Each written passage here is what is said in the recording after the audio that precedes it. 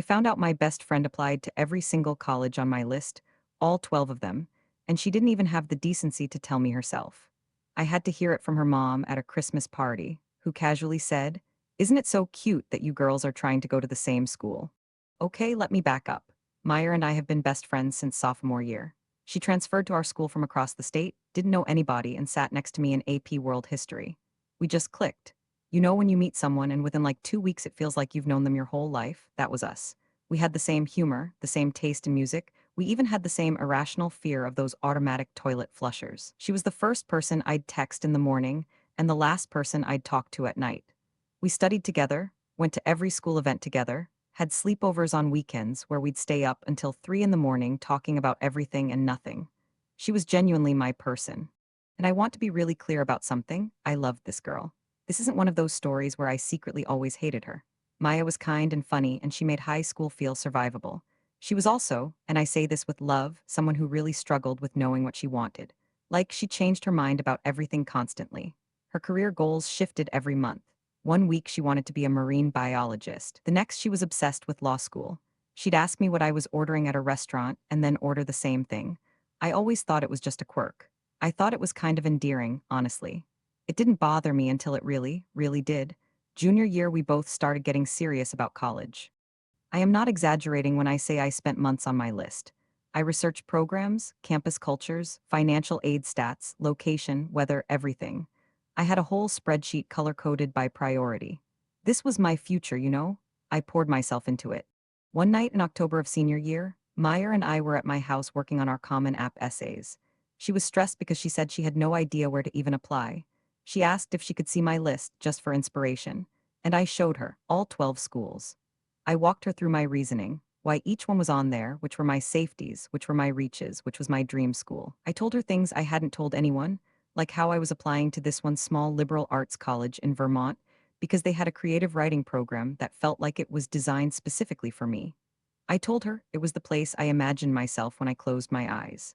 She listened to all of it, nodded, said, "That's so smart." And then we went back to editing essays. I didn't think about it again. Why would I? She was my best friend and I trusted her completely. Fast forward to December. I'm at Maya's family's holiday party, holding a plate of cookies, making small talk with her mom, and her mom says that thing. "Isn't it so cute that you girls are trying to go to the same school?" I kind of laughed and said, "Oh, we have some overlap for sure." And her mom goes, "Overlap? Honey, Maya showed me both your lists. They're identical. She said you planned it together." My face went hot. I literally felt my heart beat in my ears.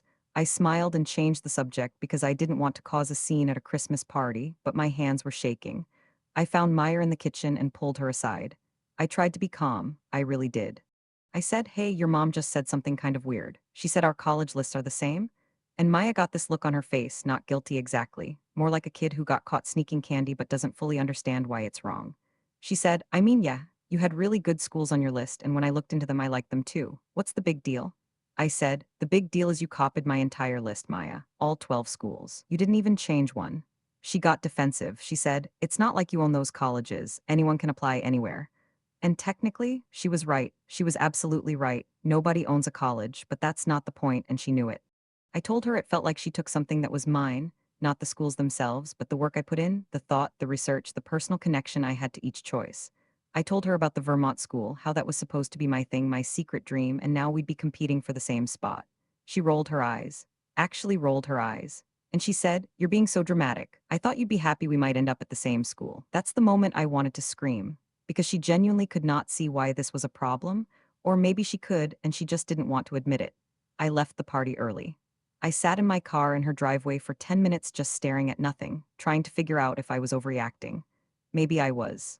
Maybe applying to the same colleges as your best friend is normal, and I was making it into something bigger than it needed to be. But it didn't feel normal. It felt like she took my entire plan, the plan I built from scratch, and just copy-pasted it onto her life because it was easier than building her own. Things got messy fast. I told two of our mutual friends what happened, which in hindsight was probably a mistake.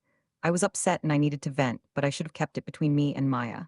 One of those friends, Jess, immediately went to Maya and told her everything I said, and apparently I sounded way harsher through the retelling than I actually was. Suddenly Maya was the victim. She posted a story, no names, but obviously about me, saying, "Imagine getting mad at someone for wanting a good future." People started picking sides. Half our friend group thought I was being selfish and controlling. The other half understood why I was hurt. It split right down the middle. My friend Danny, who's known me since middle school, said something that stuck with me. She said, "You're not wrong for being upset, but you're not right either. She copied your list, yeah, but you also kind of gate kept an entire application process."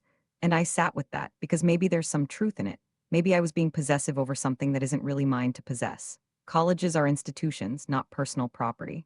But also, she didn't just apply to one or two of the same schools. She copied all 12. She used my reasoning, my research, my strategy. That's not just coincidence or shared taste, that's something else.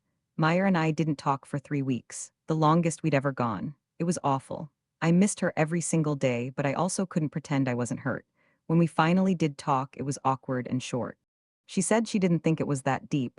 I said I wished she'd just ask me first. We kind of left it there. That was 4 months ago. We're cordial now.